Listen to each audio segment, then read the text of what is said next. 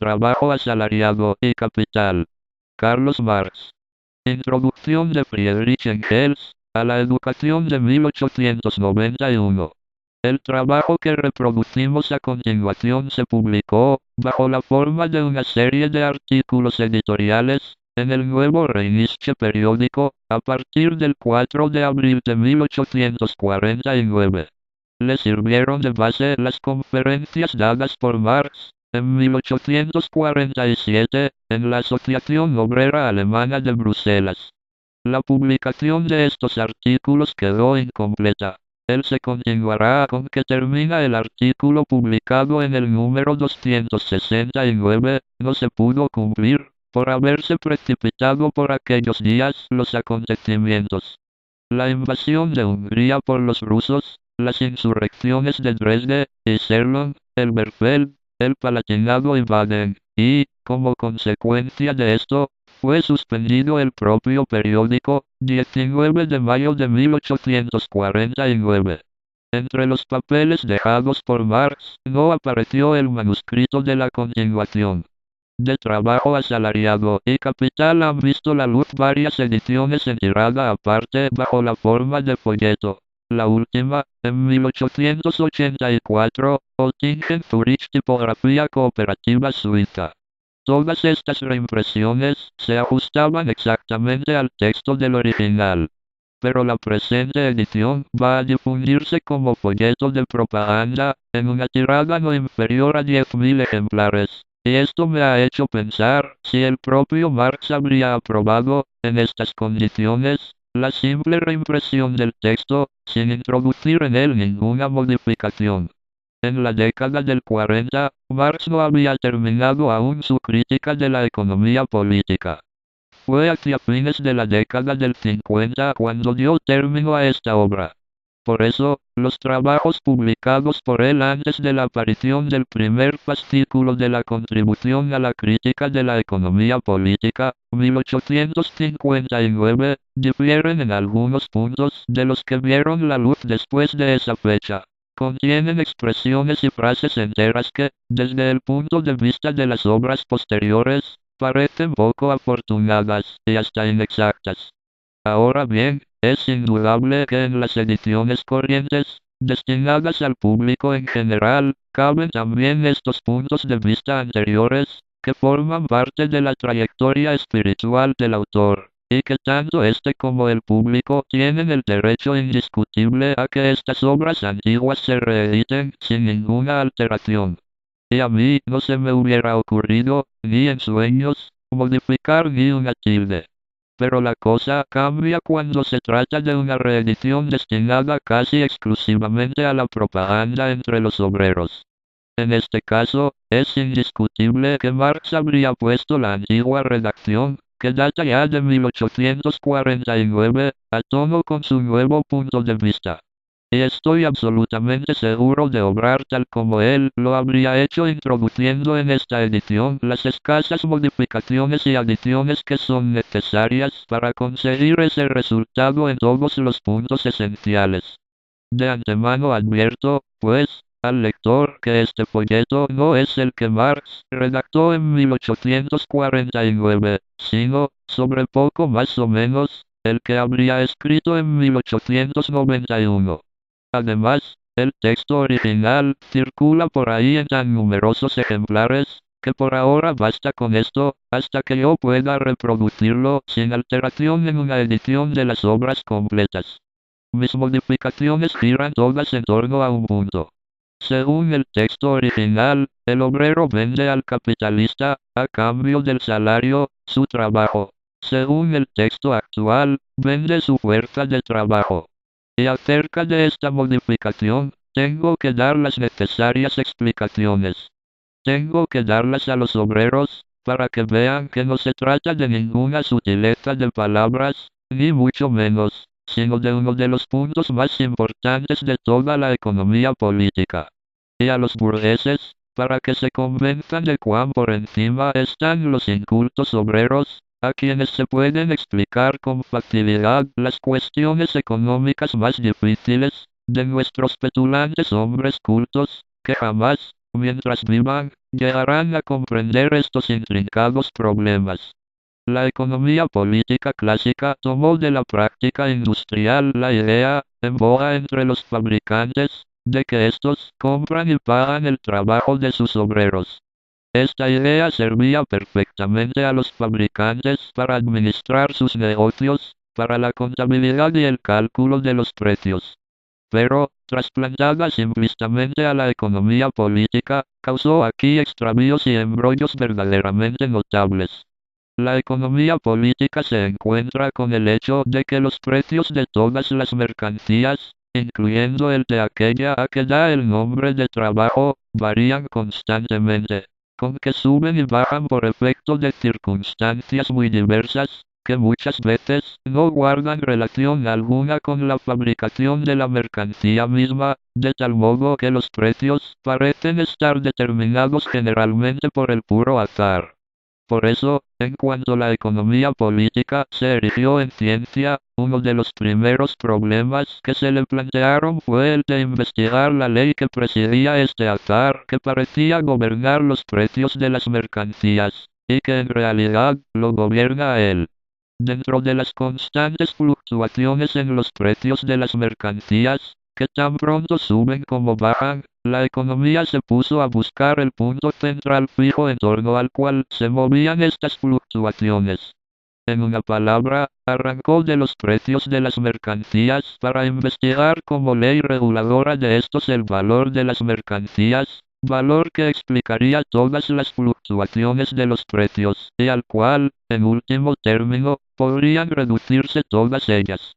Así, la economía política clásica encontró que el valor de una mercancía lo determinaba el trabajo necesario para su producción encerrado en ella. Y se contentó con esta explicación. También nosotros podemos detenernos, provisionalmente, aquí. Recordaré tan solo, para evitar equívocos, que hoy esta explicación es del todo insuficiente.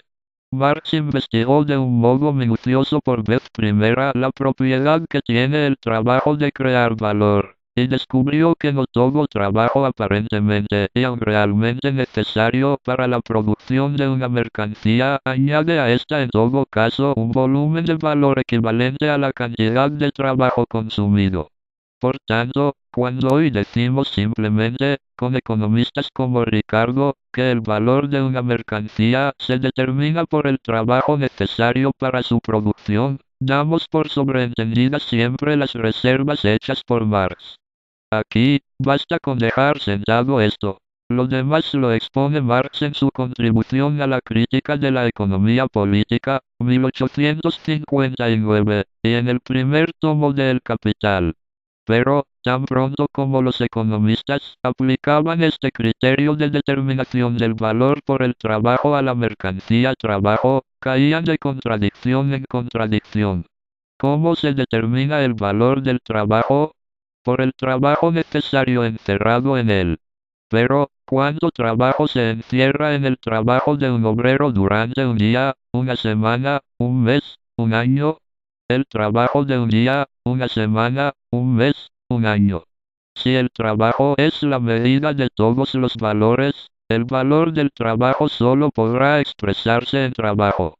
Sin embargo, con saber que el valor de una hora de trabajo es igual a una hora de trabajo, es como si no supiésemos nada acerca de él. Con esto, no hemos avanzado ni un velo hacia nuestra meta. No hacemos más que dar vueltas en un círculo vicioso. La economía política clásica intentó, entonces, buscar otra salida. Dijo, el valor de una mercancía equivale a su coste de producción. Pero, ¿cuál es el coste de producción del trabajo? Para poder contestar a esto, los economistas vense obligados a forzar un poquito la lógica.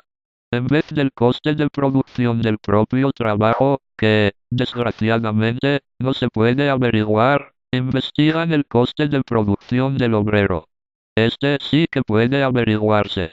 Varía según los tiempos y las circunstancias, pero, dentro de un determinado estado de la sociedad, de una determinada localidad y de una rama de producción dada, constituye una magnitud también dada, a lo menos dentro de ciertos límites, bastante reducidos. Hoy, vivimos bajo el dominio de la producción capitalista, en la que una clase numerosa y cada vez más extensa de la población solo puede existir trabajando, a cambio de un salario, para los propietarios de los medios de producción. Herramientas, máquinas, materias primas y medios de vida. Sobre la base de este modo de producción, el coste de producción del obrero consiste en la suma de medios de vida, o en su correspondiente precio en dinero, necesarios por término medio para que aquel pueda trabajar y mantenerse en condiciones de seguir trabajando, y para sustituirle por un nuevo obrero cuando muera o quede inservible por vejez o enfermedad, es decir, para asegurar la reproducción de la clase obrera en la medida necesaria. Supongamos que el precio en dinero de estos medios de vida es, por término medio, de 3 marcos diarios. En este caso, nuestro obrero recibirá del capitalista para quien trabaja un salario de 3 marcos al día. A cambio de este salario, el capitalista le hace trabajar, digamos, 12 horas diarias. El capitalista echa sus cuentas, sobre poco más o menos, del modo siguiente. Supongamos que nuestro obrero, un mecánico ajustador, tiene que hacer una pieza de una máquina, que acaba en un día. La materia prima, hierro y latón, en el estado de elaboración requerido, cuesta, supongamos, 20 marcos. Al consumo de carbón de la máquina de vapor, y el desgaste de esta, del torno y de las demás herramientas con que trabaja nuestro obrero representan, digamos, calculando la parte correspondiente a un día y a un obrero, un valor de 1 marco. El jornal de un día es, según nuestro cálculo, de 3 marcos. El total arrojado para nuestra pieza es de 24 marcos. Pero el capitalista calcula que su cliente le abonará, por término medio, un precio de 27 marcos. Es decir, 3 marcos más del coste por él desembolsado. ¿De dónde salen estos 3 marcos, que el capitalista se embolsa? La economía política clásica sostiene que las mercancías se venden, unas con otras, por su valor, es decir, por el precio que corresponde a la cantidad de trabajo necesario encerrado en ellas. Según esto, el precio medio de nuestra pieza, o sea 27 marcos, debería ser igual a su valor, al trabajo encerrado en ella. Pero de estos 27 marcos, 21 eran valores que ya existían antes de que nuestro ajustador comenzara a trabajar. 20 marcos se contenían en la materia prima, 1 marco en el carbón quemado durante el trabajo o en las máquinas y herramientas empleadas en este, y cuya capacidad de rendimiento disminuye por valor de esa suma. Quedan 6 marcos, que se añaden al valor de las materias primas. Según la premisa de que arrancan nuestros economistas, estos 6 marcos solo pueden provenir del trabajo añadido a la materia prima por nuestro obrero. Según esto, sus 12 horas de trabajo han creado un valor nuevo de 6 marcos. Es decir que el valor de sus 12 horas de trabajo equivale a esta cantidad. Así habremos descubierto, por fin, cuál es el valor del trabajo. ¡Alto ahí!, grita nuestro ajustador. 6 marcos, decís. Pero a mí solo me han entregado 3. Mi capitalista jura y perjura que el valor de mis 12 horas de trabajo son solo 3 marcos, y si le reclamo 6, se reirá de mí. ¿Cómo se entiende esto? Si antes, con nuestro valor del trabajo nos movíamos en un círculo vicioso, ahora caemos de lleno en una insoluble contradicción. Buscábamos el valor del trabajo, y hemos encontrado más de lo que queríamos. Para el obrero, el valor de un trabajo de 12 horas son 3 marcos. Para el capitalista, 6, de los cuales paga 3 al obrero como salario y se embolsa los 3 restantes. Resulta, pues, que el trabajo no tiene solamente un valor, sino 2, y además bastante distintos. Más absurda aparece todavía la contradicción si reducimos a tiempo de trabajo los valores expresados en dinero. En las 12 horas de trabajo se crea un valor nuevo de 6 marcos.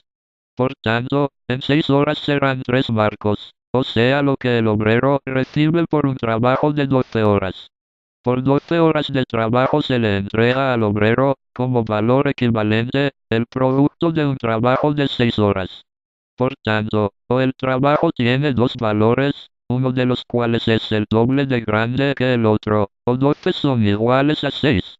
En ambos casos, estamos dentro del más puro absurdo. Por más vueltas que le demos, mientras hablemos de compra y venta del trabajo y de valor del trabajo, no saldremos de esta contradicción. Y esto es lo que les ocurría a los economistas. El último brote de la economía política clásica, la escuela de Ricardo, fracasó en gran parte por la imposibilidad de resolver esta contradicción. La economía política clásica se había metido en un callejón sin salida.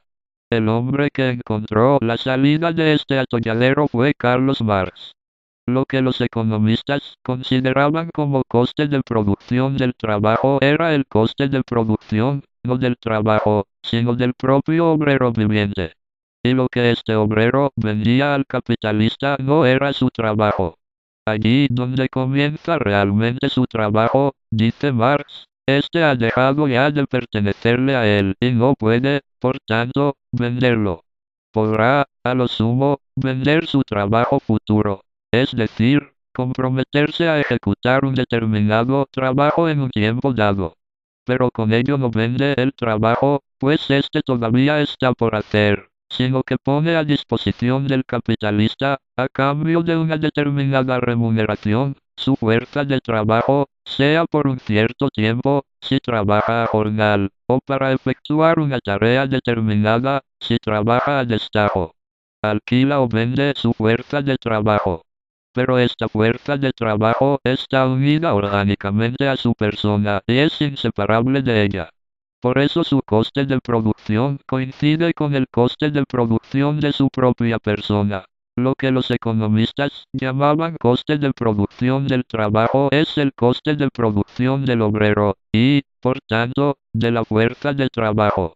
Y ahora, ya podemos pasar del coste de producción de la fuerza de trabajo al valor de esta y determinar la cantidad de trabajo socialmente necesario que se requiere para crear una fuerza de trabajo de determinada calidad, como lo ha hecho Marx en el capítulo sobre la compra y la venta de la fuerza de trabajo, El Capital, tomo primero, capítulo 4, apartado 3.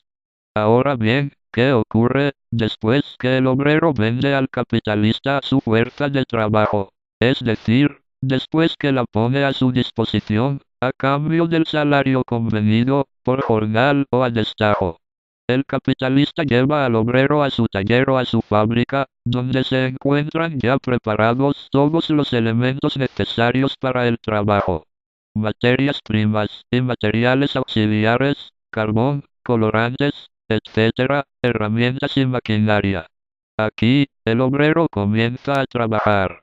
Supongamos que su salario es, como antes, de 3 marcos al día, siendo indiferente que los obtenga como jornal o a destajo.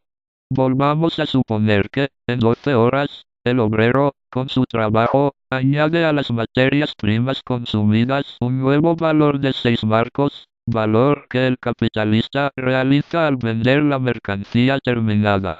De estos 6 marcos, paga al obrero los 3 que le corresponden y se guarda los 3 restantes. Ahora bien, si el obrero, en 12 horas, crea un valor de 6 marcos, en 6 horas creará un valor de 3. Es decir, que con 6 horas que trabaje resarcirá al capitalista el equivalente de los 3 marcos que éste le entrega como salario. Al cabo de 6 horas de trabajo, ambos están en paz, y ninguno adeuda un céntimo al otro. ¡Alto ahí! Grita ahora el capitalista. Yo he alquilado al obrero por un día entero, por 12 horas. 6 horas no son más que media jornada. De modo que, a seguir trabajando, hasta cubrir las otras 6 horas, y solo entonces estaremos en paz. Y, en efecto, el obrero no tiene más remedio que someterse al contrato que voluntariamente ha pactado, y en el que se obliga a trabajar 12 horas enteras por un producto de trabajo que solo cuesta 6 horas. Exactamente lo mismo acontece con el salario a destajo. Supongamos que nuestro obrero fabrica en 12 horas 12 piezas de mercancías, y que cada una de ellas cuesta, en materias primas y desgaste de maquinaria, 2 marcos, y se vende a 2,5. En igualdad de circunstancias con nuestro ejemplo anterior, el capitalista pagará al obrero 25 peniques por pieza. Las 12 piezas arrojan un total de 3 marcos, para ganar los cuales el obrero tiene que trabajar 12 horas. El capitalista obtiene por las 12 piezas 30 marcos. Descontando 24 marcos para materias primas y desgaste, quedan 6 marcos, de los que entrega 3 al obrero, como salario, y se embolsa los 3 restantes. Exactamente lo mismo que arriba. También aquí trabaja el obrero 6 horas para sí, es decir, para reponer su salario, media hora de cada una de las 12, y 6 horas para el capitalista. La dificultad contra la que se estrellaban los mejores economistas, cuando partían del valor del trabajo, desaparece tan pronto como, en vez de esto, partimos del valor de la fuerza de trabajo. La fuerza de trabajo es, en nuestra actual sociedad capitalista, una mercancía como otra cualquiera, y sin embargo, muy peculiar. Esta mercancía tiene, en efecto, la especial virtud de ser una fuerza creadora de valor, una fuente de valor, y, si se la sabe emplear, de mayor valor que el que en sí misma posee. Con el estado actual de la producción, la fuerza humana de trabajo no solo produce en un día más valor del que ella misma encierra y cuesta, sino que, con cada nuevo descubrimiento científico, con cada nuevo invento técnico, crece este remanente de su producción diaria sobre su coste diario, reduciéndose, por tanto, aquella parte de la jornada de trabajo en que el obrero produce el equivalente de su jornal, y alargándose, por otro lado, la parte de la jornada de trabajo en que tiene que regalar su trabajo al capitalista, sin que éste le pague nada. Tal es el régimen económico sobre el que descansa toda la sociedad actual. La clase obrera es la que produce todos los valores, pues el valor no es más que un término para expresar el trabajo, el término con que en nuestra actual sociedad capitalista se designa la cantidad de trabajo socialmente necesario, encerrado en una determinada mercancía. Pero estos valores producidos por los obreros no les pertenecen a ellos. Pertenecen a los propietarios de las materias primas, de las máquinas y herramientas, y de los recursos anticipados que permiten a estos propietarios comprar la fuerza de trabajo de la clase obrera. Por tanto, de toda la cantidad de productos creados por ella, la clase obrera solo recibe una parte.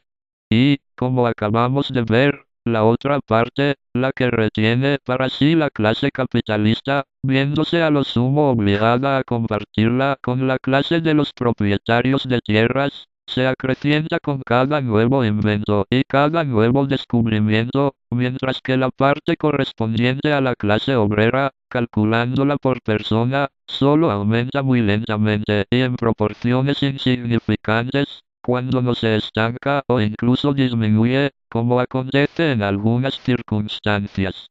Pero estos descubrimientos e invenciones, que se desplazan rápidamente unos a otros, este rendimiento del trabajo humano que va creciendo día tras día en proporciones antes insospechadas, acaban por crear un conflicto, en el que, forzosamente tiene que perecer la actual economía capitalista. De un lado, riquezas inmensas y una plétora de productos que rebasan la capacidad de consumo del comprador. Del otro, la gran masa de la sociedad proletarizada, convertida en obreros asalariados, e incapacitada con ello para adquirir aquella plétora de productos.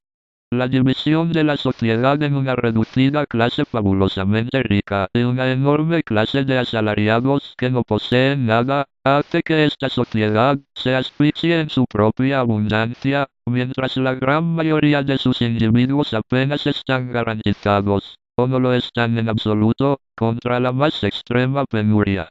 Con cada día que pasa, este estado de cosas va haciéndose más absurdo y más innecesario. Debe ser eliminado, y puede ser eliminado. Es posible un nuevo orden social en el que desaparecerán las actuales diferencias de clase y en el que, tal vez después de un breve periodo de transición, acompañado de ciertas privaciones, pero en todo caso muy provechoso moralmente, mediante el aprovechamiento y el desarrollo armónico y proporcional de las inmensas fuerzas productivas ya existentes de todos los individuos de la sociedad, con el deber general de trabajar, se dispondrá por igual para todos, en proporciones cada vez mayores, de los medios necesarios para vivir, para disfrutar de la vida y para educar y ejercer todas las facultades físicas y espirituales. Que los obreros van estando cada vez más resueltos a conquistar, luchando, este nuevo orden social, lo patentizarán, en ambos lados del océano, el día de mañana, 1 de mayo, y el domingo, 3 de mayo. Londres, 30 de abril de 1891. Federico Engels, publicado en un apéndice, se publica de acuerdo con el número 109 del periódico Folleto. Adelante, del 13 de mayo traducido del alemán.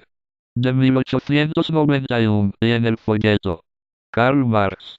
Trabajo asalariado y capital, Berlín, 1891.